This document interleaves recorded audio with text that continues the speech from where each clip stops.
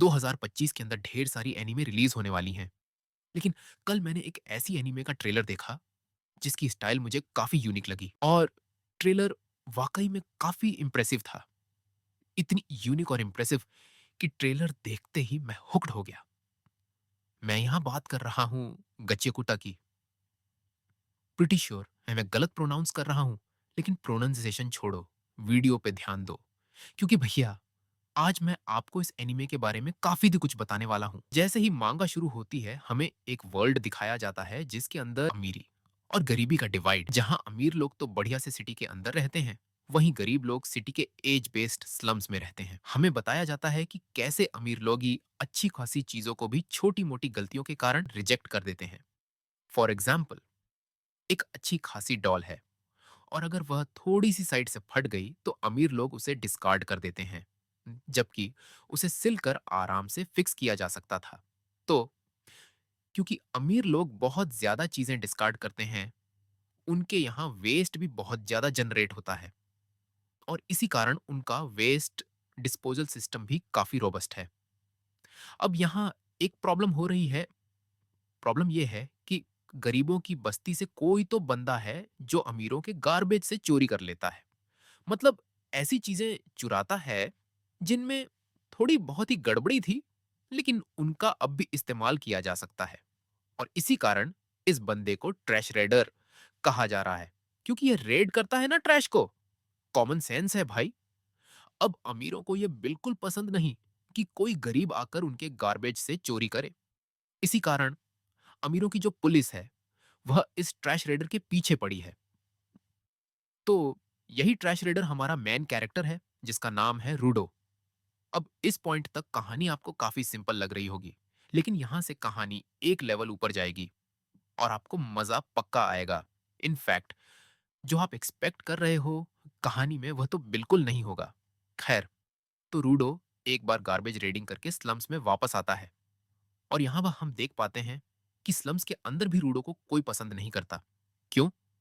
क्योंकि रूडो बार बार अमीरों के यहाँ जाकर उनका गार्बेज रेड कर रहा है, जिसके कारण अमीरों की पुलिस गरीबों पर क्रैकडाउन करेगी और इस चक्कर में कुछ निर्दोष लोग भी पिस जाएंगे।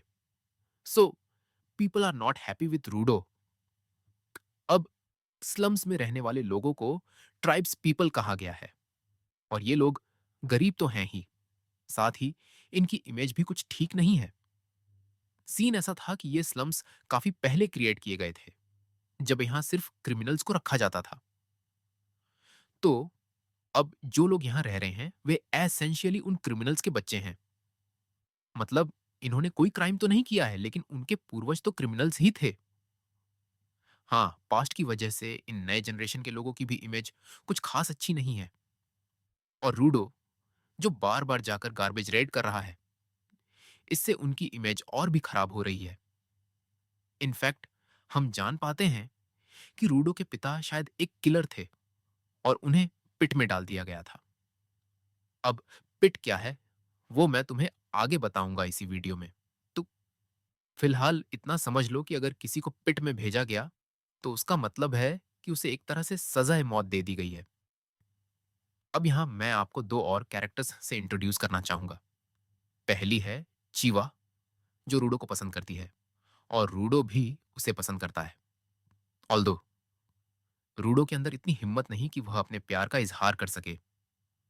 दूसरा कैरेक्टर है रेक्टुटो, जिसने रूडो को पाल पोस कर बड़ा किया है। मैंने कहा, रूडो के पिता को काफी पहले ही पिट में डाल दिया गया था और तब रूडो काफी यंग रहा होगा। तो हाँ, तब से रेगटो ही रूडो का भरण पोषण कर रहा था। हम देख पाते हैं कि रूडो इस बात के लिए बहुत थैंकफुल है और रूडो और रेगटो की जो रिलेशनशिप है, वो काफी अच्छी है। अब यहां मैं तुम्हें एक बहुत ही अजीब बात बताऊंगा। मतलब इस बात का ज्यादा सेंस नहीं बनेगा तुम्हें, लेकिन याद रखना, क्योंकि आ, वीडियो में आगे इसका सेंस बन जाएगा।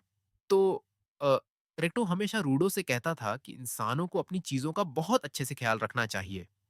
इससे बेसिकली ये होता है कि इंसान और वह चीज काफी हद तक कनेक्ट हो जाते हैं और उस चीज के अंदर भी आत्मा आ जाती है। मतलब अगर मैं अपनी घड़ी से बहुत प्यार करूं और इसे संभाल कर रखूं, तो उसके अंदर भी एक आत्मा आ जाएगी।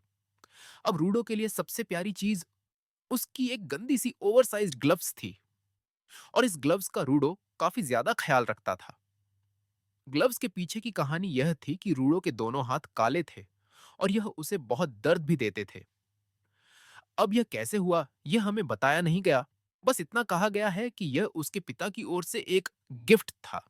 ये उस समय की बात है जब रूडो के पिता को पिट में फेंका गया था, और उसके काले हाथों के दर्द को कम करने के लिए ही रेगटो ने रूडो को यह अजीब सा ग्लव्स दिया था। इसे पहनने के बाद रूडो का दर्द बहुत कम हो गया, और तब से वह इसे हमेशा पहनता है और इसका बहुत ख्याल रखता है। ऐसे काइंड ऑफ उसकी सबसे महत्वपूर्ण चीज कह सकते हैं। तो हाँ, अब आप रूडो और रेक्टो की केमिस्ट्री तो समझ ही गए होंगे। अब चलिए, मैं आपको पिट के बारे में कुछ बातें बता देता हूँ। पिट एक ऐसी जगह है जहां अमीरों का कचरा फेंका जाता है। तो सिर्फ कचरा ही नहीं, बल्कि खतरनाक अपराधियों को भी वहीं डाल दिया जाता है। पिट के अंदर क्या है, या फिर यह कितनी गहरी है और कहां खत्म होती है, यह किसी को नहीं पता। आज तक जो भी अपराधी पिट में फेंका गया, वह कभी वापस नहीं आया। यही कारण है कि ऐसा माना जाता है कि अगर किसी को पिट में फेंक दिया गया, तो वह एक तरह से मृत्युदंड ही है। खैर, तो एक दिन रेगटो के जोर देने पर रूडो चीवा के पास जाता है और उसे कचरे से चुराया हुआ एक टेडी बियर ठीक करके देता है। इसके बाद रूडो घबराकर घर वापस भागने लगता है और वहां एक अजीब आदमी से टकरा जाता है। जब रूडो घर पहुंचता है, तो देखता है कि रेक्टो बुरी तरह से घायल है और रूडो उसे पकड़कर रोने लगता है। अभी थोड़ी देर पहले तक तो रेगटो ठीक था। रेगटो रूडो को भाग जाने के लिए कहता है, लेकिन रूडो नहीं भागता। परिणामस्वरूप थोड़ी देर बाद वहां पुलिस आ जाती है, जो रेक्टो को मृत पाती है, और उनके सामने खून से लथपथ रूडो खड़ा था। इस वजह से रूडो पर इल्जाम लग जाता है कि उसी ने रेक्टो की हत्या की है, और इसके लिए उसे सजा के तौर पर पिट में डाल दिया जाएगा। इस खबर से चीवा का भी दिल टूट जाता है। इनफैक्ट वह भी रूडो को कातिल मानने लगती है। पिट में जाने से पहले रूडो चिल्लाकर कहता है कि वह निर्दोष है। इनफैक्ट वह सबसे बदला लेने की भी बात करता है। तभी पिट में फेंके जाने से ठीक पहले वह फिर से उस रहस्यमयी आदमी को देखता है जिससे वह टकराया था। रूडो को कहीं ना कहीं लगता है कि रेगटो की मौत के पीछे यही आदमी है, लेकिन अब सोचकर क्या फायदा, क्योंकि रूडो को पिट में फेंक दिया जाता है। अब यहां से कहानी फिर से एक लेवल ऊपर जाती है, क्योंकि अब हमें पता चलेगा कि पिट के अंदर असल में क्या है। जब रूडो की आंख खुलती है, तो उसे अपने चारों ओर सिर्फ कचरा ही कचरा दिखता है। इस जगह की हवा पूरी तरह से प्रदूषित थी, इतनी कि अगर रूडो ज्यादा देर तक यहां सांस लेता, तो उसका दम घुट सकता था। तभी उसके सामने एक बड़ा सा मॉन्स्टर आता है, जो कि कचरे से बना हुआ था, और रूडो किसी तरह भागने की कोशिश करता है। तभी एक अजनबी आदमी मास्क लगाए वहां आता है। यह आदमी न केवल रूडो को बचाता है, बल्कि अपने छाते को मॉर्फ करके अजीब अजीब तरह के हथियार बनाता है, और इनकी मदद से गार्बेज मॉन्स्टर को खत्म कर देता है। यह अजनबी आदमी रूडो को एक मास्क भी देता है, ताकि वह साफ हवा में सांस ले सके। फिर हम इस अजनबी का नाम जान पाते हैं, जो कि है इंजन। ENJIN। अब इंजन कौन है, और वह अपने छाते को इतनी खतरनाक तरीके से मॉर्फ करके हथियार कैसे बना पाता है, यह बात मैं आपको आगे इसी वीडियो में बताऊंगा। फिलहाल आप यह जान लो कि इंजन बेहोश रूडो को अपने साथ एक जगह ले जाता है और वहां उसे छोड़ देता है। इस जगह पर जो लोग थे, वे रूडो को देखकर काफी खुश हो जाते हैं। दरअसल ये लोग पिट के ही रहने वाले थे। पिट को ये लोग ग्राउंड कहते हैं, जबकि ऊपर की दुनिया को स्फीयर, और वहां से आने वाले लोगों को स्फीयराइट।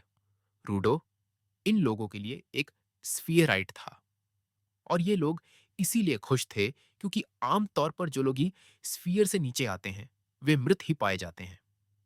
इसके बाद ये लोग स्फीयराइट्स के कपड़े और उनके अंगों को बेचकर पैसे कमाते हैं।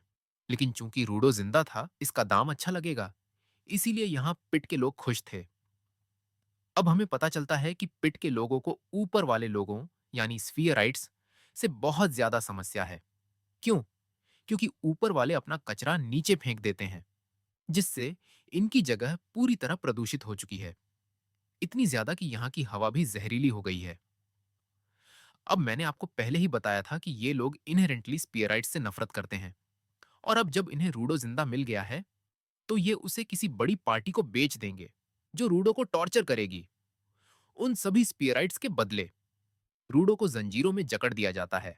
लेकिन इससे पहले कि ये लोग उसके साथ कुछ कर पाते, रूडो अचानक से जंजीरों को ही मॉर्फ करके अपना हथियार बना लेता है और इन पिट वाले लोगों पर हमला कर देता है। मतलब ये कुछ वैसा ही था जैसा इंजन ने अपने छाते अम्ब्रेला के साथ किया था। अब एक और मजेदार बात, इंजन ये सब दूर से देख रहा था। रूडो लड़ रहा था, लेकिन ठीक इसी पल इंजन भी लड़ाई में कूद जाता है और रूडो को बचाकर वहां से निकाल ले जाता है। लेकिन सवाल यह है, इंजन रूडो को यहां लाया ही क्यों था? और अगर लाया था, तो उसे बचाया क्यों? टर्न्स आउट, इंजन सिर्फ यह चेक करना चाहता था कि रूडो में मॉर्फ करने की शक्ति है या नहीं। इंजन क्लीनर्स नाम के एक ग्रुप का हिस्सा है, जहां सभी के पास अलग अलग अलौकिक शक्तियां हैं। इन अलौकिक शक्ति वाले लोगों को गिवर्स कहा जाता है और उनके ग्रुप को क्लीनर्स। इनका काम क्या है? तो देखो, पिट यानी ग्राउंड पर बहुत जल्दी कचरा इकट्ठा होता है, और हर कचरे वाली चीज के साथ किसी ना किसी की भावनाएं, इमोशंस जुड़ी होती हैं। इसको हम एनिमा कह सकते हैं, जो किसी भी तरह की एनर्जी का एक रूप होता है। अब इस एनिमा से ही गार्बेज मॉन्स्टर्स पैदा होते हैं। ये मॉन्स्टर्स इंसानों को देखते ही उन पर हमला कर देते हैं, यहां तक कि पिट में मौजूद सिटीज पर भी हमला करते हैं। अब इन मॉन्स्टर्स को खत्म करने का काम गिवर्स का होता है, जिनका ग्रुप क्लीनर्स कहलाता है। सिर्फ गिवर्स के हथियार ही इन मॉन्स्टर्स को खत्म कर सकते हैं, क्योंकि नॉर्मल वेपन इन पर काम नहीं करते। अब इसका लॉजिक क्या है? मॉन्स्टर्स के अंदर का जो कोर है, वो खुद एनिमा से बना होता है। तो भैया, ऐसा हथियार चाहिए जिसमें खुद भी एनिमा हो, तभी ये मॉन्स्टर्स मारे जा सकते हैं। अब आप सोच रहे होंगे कि गिवर्स को उनकी शक्तियां मिलती कैसे हैं, और वे अपने हथियारों को मॉर्फ कैसे कर लेते हैं। यहीं पर आता है रेगट्टो का वह डायलॉग, जिसे मैंने पहले कहा था याद रखने के लिए। बेसिकली, अगर कोई इंसान किसी चीज को बहुत अच्छे से रखता है, तो उस चीज के अंदर भी आत्मा, सोल आ जाती है। जैसे एक लेखक का पसंदीदा पेन, एक शेफ का फेवरेट चाकू, नाइफ। अब अगर ऐसे इंसानों को पिट में डाल दिया जाए, तो उनका जो ऑब्जेक्ट होता है, जिससे वे बहुत प्यार करते हैं, उसमें एनिमा भर जाता है। गिवर्स कैसे लड़ते हैं? ऐसे लोग जिनका ऑब्जेक्ट एनिमा से भर जाता है, वे अपनी पसंदीदा चीज को मॉर्फ करके मॉन्स्टर्स से लड़ सकते हैं। जैसे इंजन सिर्फ अपने छाते, अम्ब्रेला, को मॉर्फ कर सकता है, लेकिन वह किसी और चीज को मॉर्फ नहीं कर सकता। रूडो की शक्ति सबसे अलग क्यों है? अब अगर मैं आपसे पूछूं, रूडो के पास मॉर्फिंग पावर किस चीज में होगी, तो आप लोग तुरंत कहोगे उसके ग्लव्स में। और तुम लोग सही हो। लेकिन रूडो की शक्ति दूसरों से थोड़ी अलग है। कैसे? देखो, आमतौर पर सिर्फ वही चीज मॉर्फ हो सकती है जिसमें एनिमा हो, लेकिन रूडो की शक्ति यह है कि वह अपने ग्लव्स की मदद से जिस चीज को छुएगा, उसे मॉर्फ कर सकता है। मतलब रूडो किसी भी चीज को मॉर्फ कर सकता है, न कि सिर्फ अपने ग्लव्स को। जब उसे पिट वालों ने पकड़ा था, तो उसने जंजीरों को ही मॉर्फ कर दिया था। इसका मतलब रूडो गिवर्स से भी ज्यादा ओपी है। अब इंजन चाहता था कि रूडो क्लीनर्स को ज्वाइन कर ले, लेकिन रूडो को कोई दिलचस्पी नहीं है। उसे तो स्फीयर वापस जाना है, अमीरों से बदला लेना है। लेकिन टर्न्स आउट, स्फीयर तक जाना लगभग नामुमकिन है। मतलब असंभव नहीं है, लेकिन तरीका किसी को नहीं पता। अब रूडो को स्फीयर तक जाने का तरीका ढूंढना होगा, और साथ ही पिट के नेटिव लोगों से भी बचना होगा। जब तक वह यह सब कर रहा है, तब तक वह क्लीनर्स का भी हिस्सा बन जाता है, ताकि वह मॉन्स्टर्स से लड़ सके। अब आगे कहानी में नए अमेजिंग कैरेक्टर्स आएंगे, नए ट्विस्ट और टर्न्स देखने को मिलेंगे। रूडो के पिता का सच भी सामने आएगा। और इस वीडियो में मैंने 4 चैप्टर्स तक की कहानी बता दी है। अगर आप इस मांगा के और भी चैप्टर्स का एक्सप्लेनेशन चाहते हो, तो वीडियो को लाइक्स कमेंट्स देना। अगर टारगेट पूरा हुआ, तो मैं पूरा मांगा खत्म करके ले आऊंगा।